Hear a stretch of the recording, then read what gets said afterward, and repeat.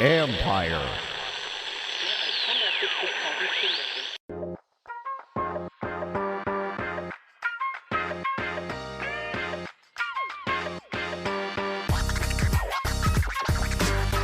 Welcome to Inside the Cap. I'm your host, Joel Corey. You can find me on Twitter at CoreyJoel. That's CorryJoel. And also read my regular CBSSports.com column, Agents Take on NFL Salary Cap and Contract Matters. Today we're going to take a look at three quarterbacks who have come under fire on teams that aren't in the playoffs. First up is Carson Wentz. Well, the way the Colts season ended, in particular the play of Wentz, has left a sour taste in the mouths of Colts brass.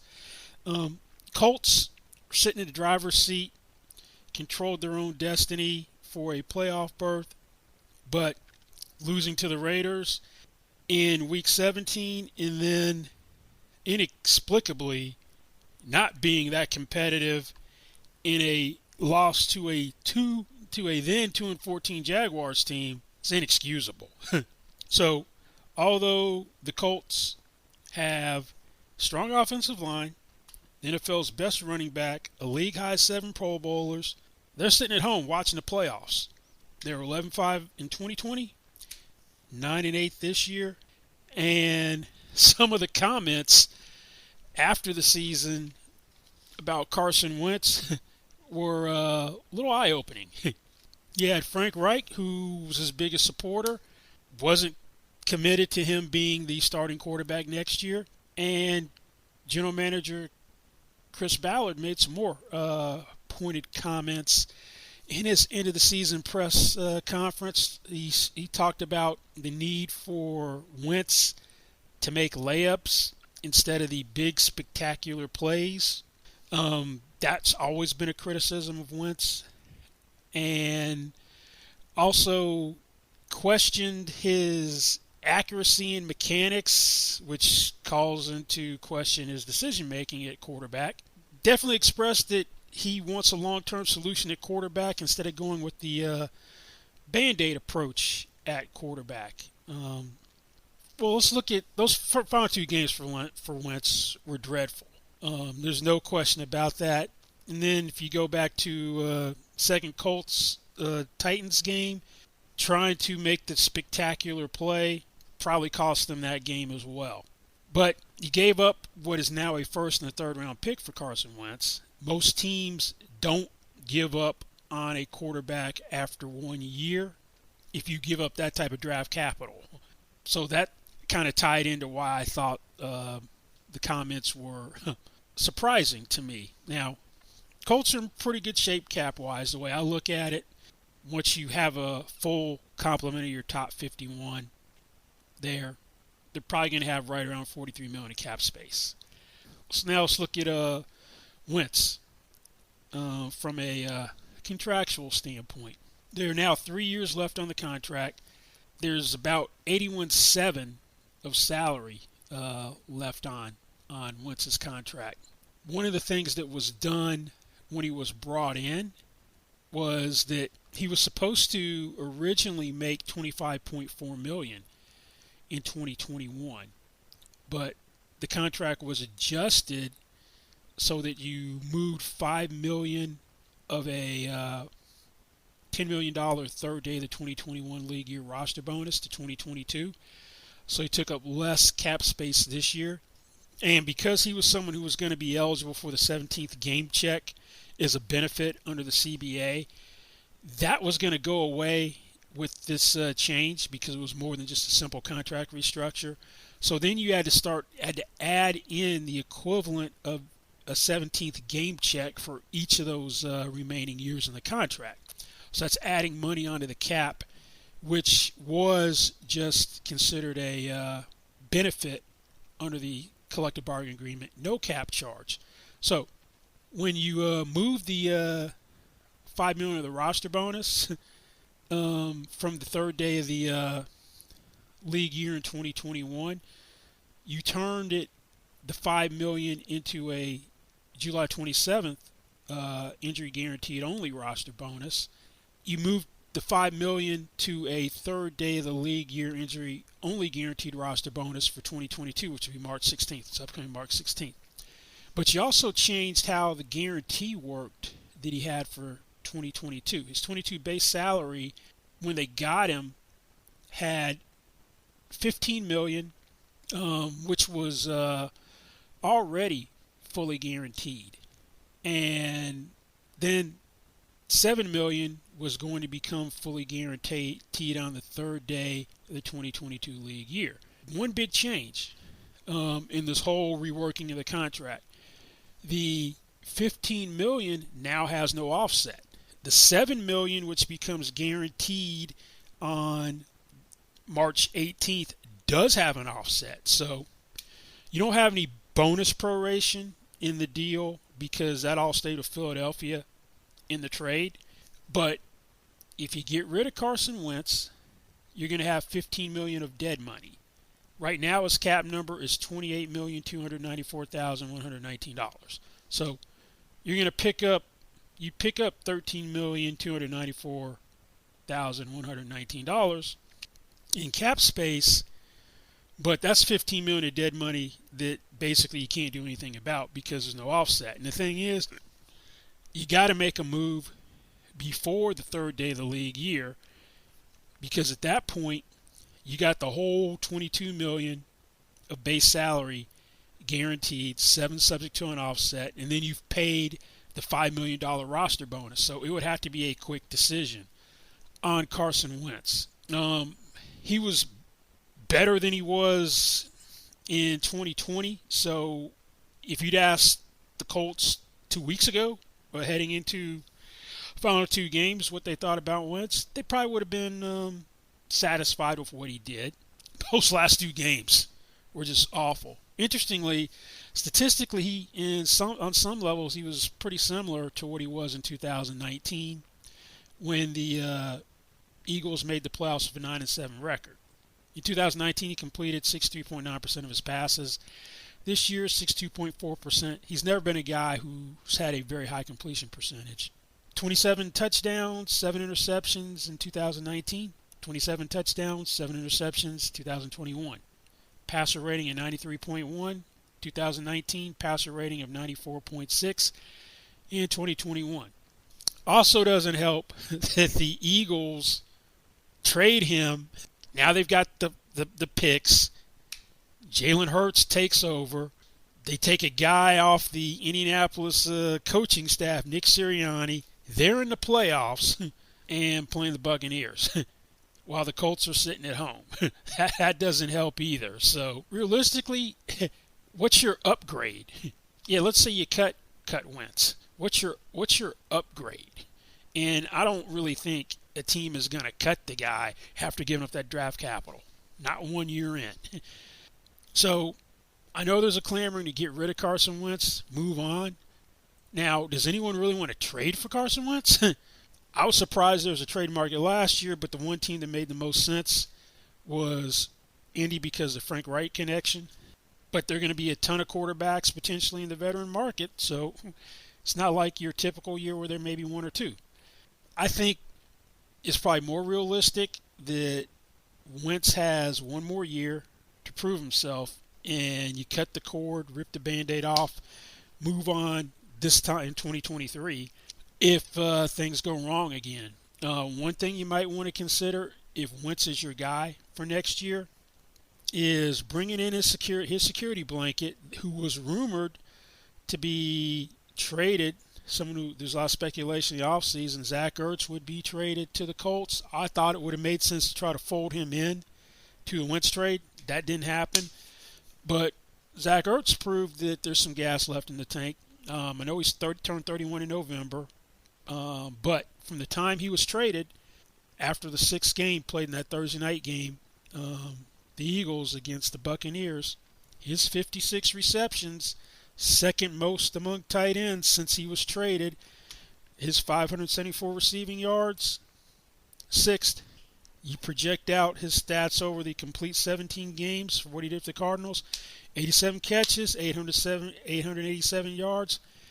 5 touchdowns. That'd be an upgrade over what the Colts had tight end, and you might get a more effective Carson Wentz.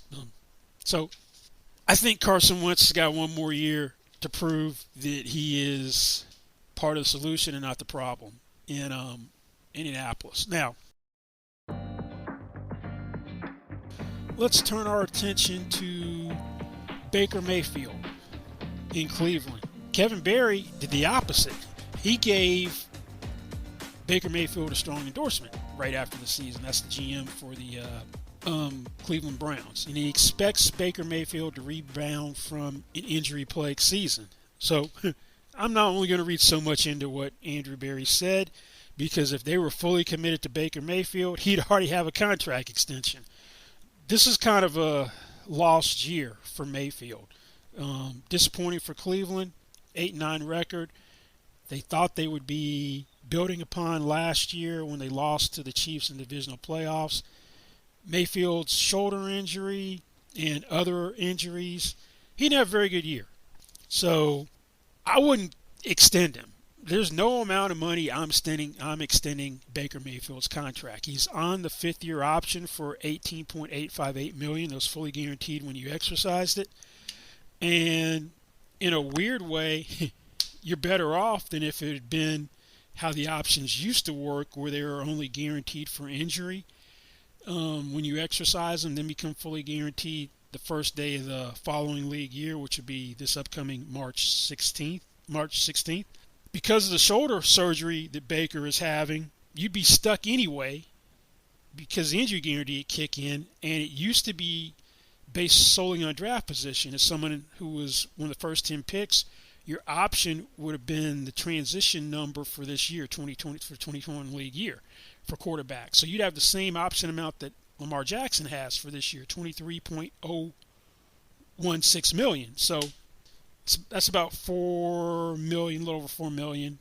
About $3.2 million of cap dollars in cash that's being saved because of the change in how the 5th-year options worked. But that being said, even if Baker Mayfield would do a Blake Bortles type deal, which he's never going to do, and Blake Bortles got his 5th-year option extended when it was $19.053 million. 2-year extension averaging just under $17.5 with $26.5 million guaranteed. So there's a guarantee bleeding into the following year. I wouldn't do that with Baker Mayfield. Baker Mayfield would never sign that. He was most likely thinking Carson Wentz, Jared Goff money last year when they didn't get a deal done wasn't enough, and that's the $33 million per year range. The average salary for a starting quarterback, according to NFLPA, who are on veteran contracts this year, was $26.76 million. I don't think Baker Mayfield would do something like that, an extension for that amount of money. If I'm the agent, to me, there's also no deal to be made, because I'm thinking if my guy can put it all together, I'm going to be in a much better position. And the option year salary, plus being the first overall pick, gives him a little bit of a cushion to bet on himself. And this is a guy that is a walk-on, has bet on himself a couple of times. So I've heard some people say, well, there's no way Baker plays without a contract. He's got no leverage after the way this year played. There's no way you do a deal with Baker Mayfield if you're Cleveland. And for Baker, coming off this year, as I said, no leverage. So how are you really going to be in a position to do a new contract? At least one which would reflect your market value of what you think your market value would be if you play well. Yeah, you could try to upgrade, but there are going to be a ton of teams looking at those first-tier quarterbacks that could be available, and you don't have the most draft capital in Cleveland. And by that I mean Aaron Rodgers, if he's still inside of Green Bay. Deshaun Watson, who won't quarterback for Houston and will be traded once his issues with the sexual assault, misconduct and allegations get resolved. Maybe sooner will get traded, even if they aren't totally resolved. And Russell Wilson, a lot of speculation, he wants a divorce, will waive his no-trade clause to get out of Seattle. So that's the top tier. Second tier, you got like Derek Carr. They're in the playoffs and for the Raiders, so who knows if they have a new coach or not. they may want to build around him. Jimmy Garoppolo doesn't have a long-term future in San Francisco, but who knows if they make a deep playoff run. And there's also Kirk Cousins. I think the most likely option with Baker Mayfield is he's your quarterback in 2022. The question is, what do you do with that? Do you treat it like Jameis Winston in Tampa that final year? You're all in. You don't bring someone in to push him. Do you take someone with a day 2 pick in the draft? Or do you bring in a veteran as an insurance policy? That's the route I would go. I would bring in the veteran as an insurance policy for Baker Mayfield. And the optimal situation we saw happen in Tennessee a couple of years ago when the Titans traded for Ryan Tannehill to serve as the insurance policy for Marcus Mariota. And Mariota kept the job, started the first 6 games, didn't play particularly well, and got benched. Tannehill took over, and that's all she wrote. Tannehill takes the playoffs, gets an extension, gets a new deal at the end of the year, and he's their quarterback. So it would be that idea in mind for Baker Mayfield, to find some sort of insurance policy. I think that's the most likely route that Cleveland goes. So who might that insurance policy be? Well, you just mentioned one guy, Marcus Mariota.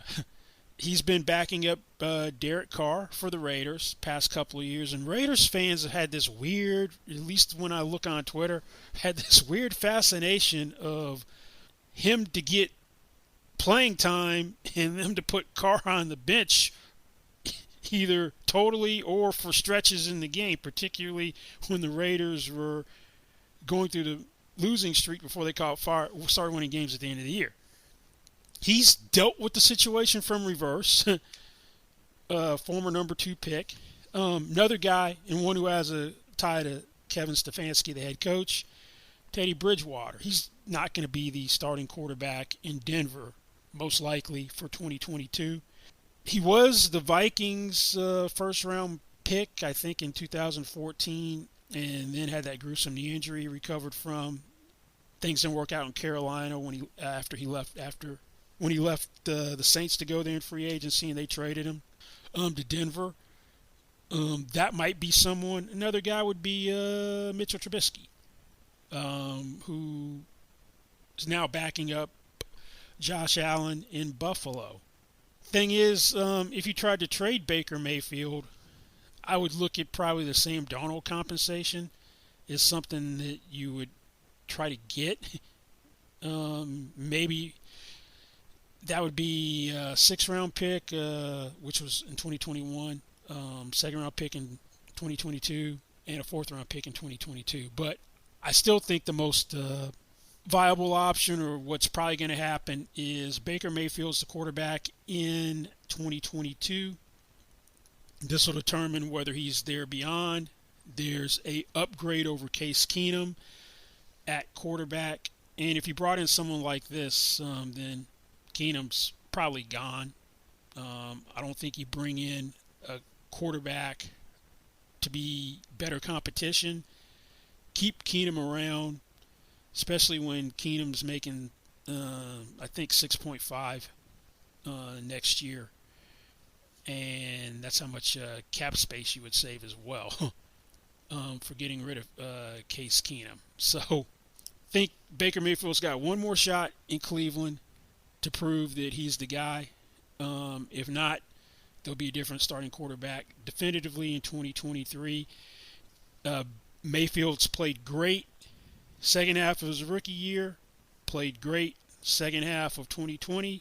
Never put a season all together. If he puts it all together, then you're going to have to pay through the nose, but at least you'd have a better idea and more of a comfort level that you have an actual potential long-term solution at quarterback. But right now, just don't think there's anything else you can do with Baker Mayfield besides have him be the guy if you're not going to go out and get one of these higher-tier quarterbacks have him be the guy for 2022, and see where the chips fall and where they go from there.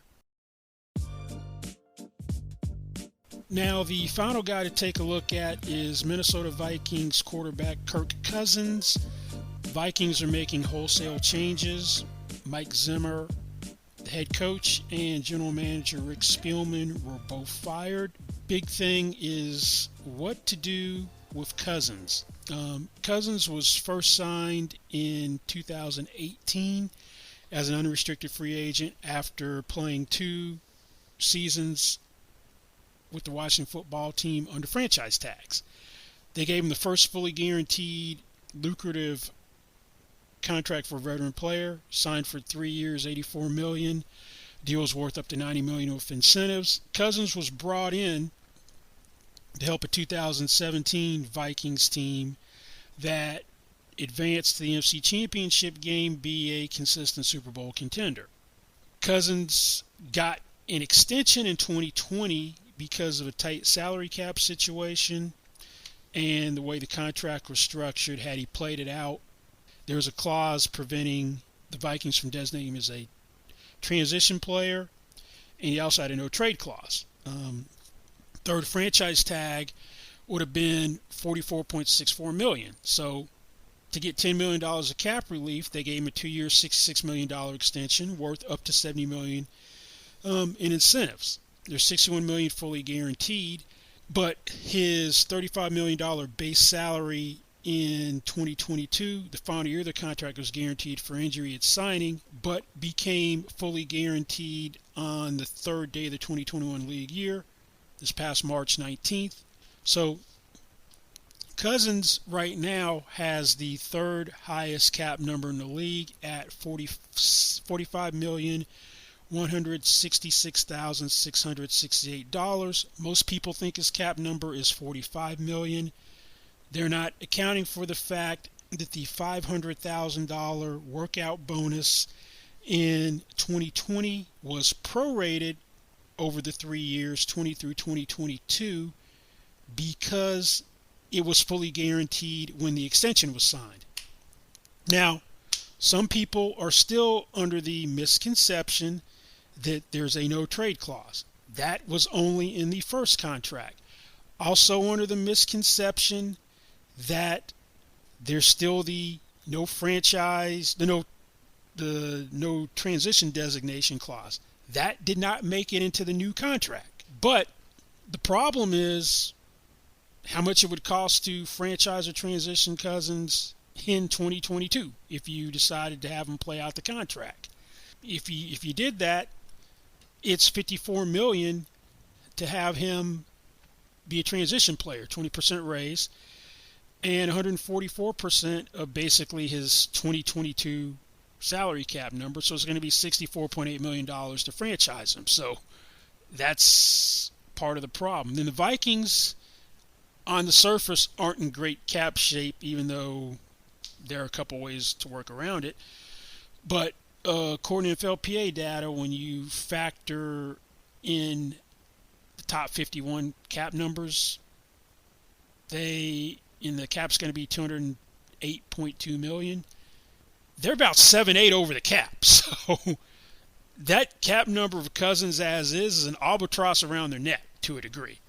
And yeah, they could trade Danielle Hunter, or when the $18 million roster bonus is due on the third day of the league year, they could convert it into signing bonus because they have automatic conversion rights to free up cap space, and you get 13.5 of cap space with the conversion. If you could trade them before the roster bonus is due, you get 14.64. But still, you're not going to be in a position in free agency to improve the defense, which has been a big problem during the Cousins tenure. When he got there, the Vikings had the league's best defense. And that is no longer the case. In 2017, the defense was first in total defense, first in points allowed, first in yards given up per pass play, second in passing yards and second in rushing yards.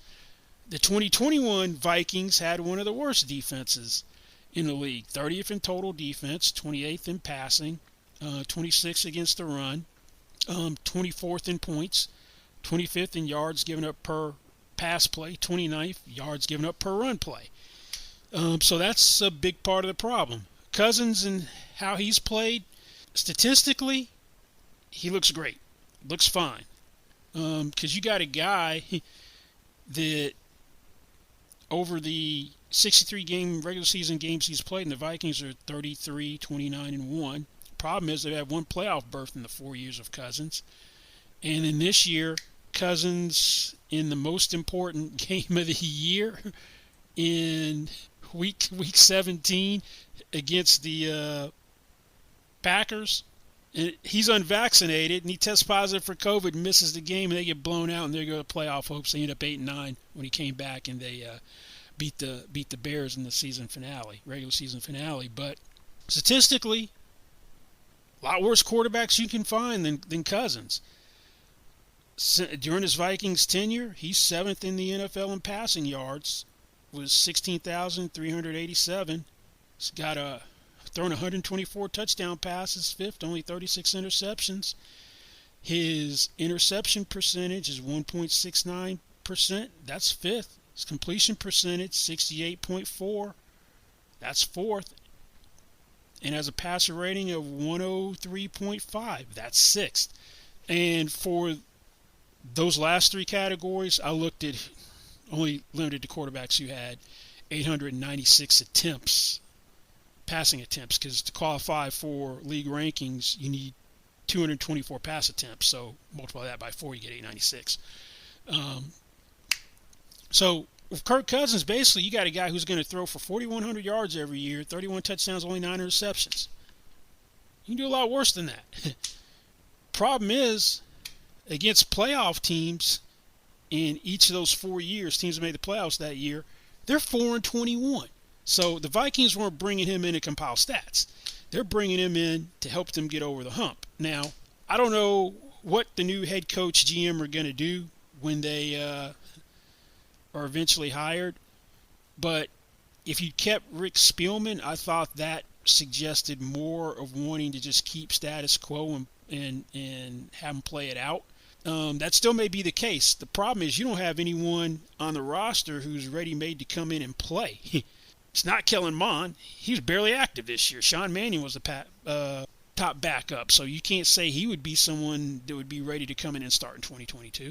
This isn't a great year for quarterbacks in the draft. It's more comparable to 2013, when the first quarterback taken was E.J. Manuel with the 16th overall pick.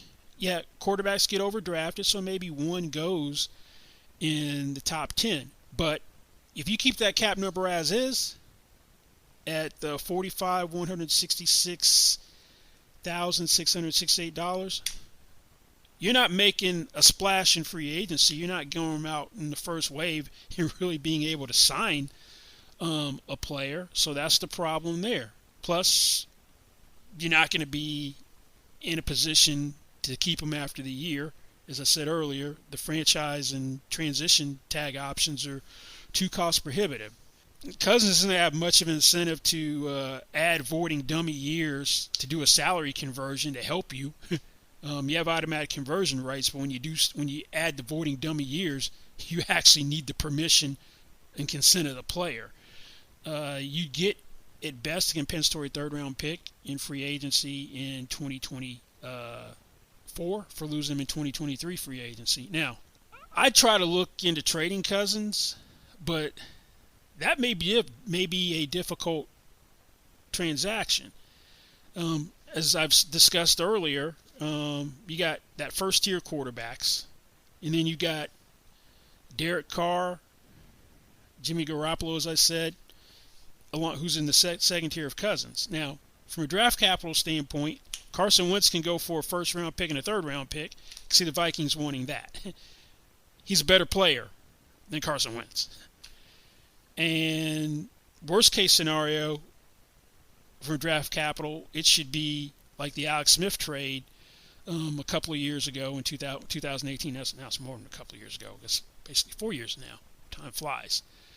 Chiefs got a third-round pick and a starting quarterback when they dealt him to the Washington football team. Bigger issue is who wants to step in the Vikings' shoes and be responsible for $35 million of a fully guaranteed salary, knowing that you would have you couldn't really keep him the next year unless you did an extension. This guy is unique from the standpoint he's willing to bet on himself, hit the open market when most quarterbacks don't. And then we're not even getting to the point that the Vikings would have to eat salary out the door by converting money from into signing bonus. Kind of like the Panthers had to do with Teddy Bridgewater to facilitate the trade to the Broncos, where they ate a little over $7 million of salary and a conversion to signing bonus on the way out the door. The Vikings might be twice as much as that. I pegged it between 10 and 15 million. You'd have to convert to get any team to take on Cousins. That'd be 20 to 25 million that the team has to take on. And the reason I say that is if you look at the trades that happened last year, Jared Goff, Matthew Stafford, and Carson Wentz, the Rams, Colts, and Lions absorbed $20 million, $25.4 million, and $25.65 million of salary in those trades. So the Vikings would be getting anywhere from 20 to 25 million basically in cap relief with this type of pre-trade salary conversion. I don't think there's any way they get all 35 million if they trade him. Now, a team which would make a lot of sense to me in a trade would be Denver. George Payton was a vice president of player personnel and assistant general manager from 2015 to 20 with the Vikings. He's now the Denver general manager. Only problem is they might be in a position to get a better quarterback. That's where Aaron Rodgers had his sights set during his offseason rift with the Packers last year. Who knows what he wants to do? Does he still want out, or are things better with the front office where he'd want to stay? It supposedly was someplace Deshaun Watson was interested in, according to his former teammate with the Texans, Kareem Jackson. But that makes a lot of sense. Now, one thing that intrigues me, which is to me a long shot, is some sort of trade centered around Baker Mayfield and Cousins. It wouldn't be straight up. Cousins is a better player than Mayfield. Only problem is it would eat into Cleveland's cap room, because the way I have it looking at the data is Cleveland's got, once you have a top 51, about 34 million in cap space. And obviously the Vikings aren't going to be eating $10 to $15 million of salary if they had to take back Baker Mayfield's option salary of about 19 million. So if Cleveland took back the whole 35 and lost Mayfield's salary in the process, they're losing basically half of their existing cap space. They're losing 16.142 million. Another team I look at is the Steelers. They're in the playoffs. I'd be surprised if they beat the Chiefs and make a long run. Ben Roethlisberger is expected to retire. That team is probably going to look for a veteran quarterback, so he might be a viable alternative. But then you're going to have to most likely do an extension, and that's something that the Vikings, if they're going to have him there this year, might consider as well.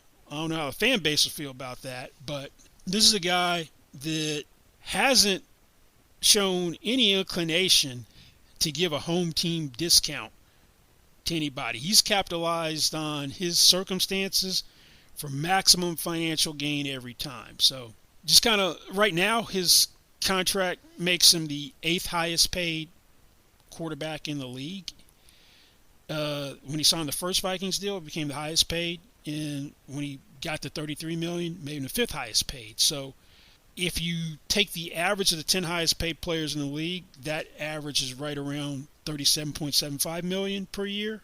And if you drop it to the top 15, that's about 35.33 million. But he might be thinking, for my statistics, I should be over 40 million per year, because we're going to see more quarterbacks head that way. So that would probably be part of the equation too, because that happened with Alex Smith. That when he was traded to Washington football team, they did an extension in the process. So you inherit Minnesota's lame duck status if you trade for Cousins. So it'd be interesting to see which way this thing goes. Whether it's status quo, Vikings keep them, extend, or trade and new team extends them. I don't have a feel for which way this thing's going to go, but those are just the options with Cousins. Well, that's going to wrap up this week's Inside the Cap. Don't forget, you can find me on Twitter at Corey Joel. That's CORRYJOEL. And also read my regular CBSSports.com column, Agent's Take, as well. Thanks for listening, and we'll see you back here next time.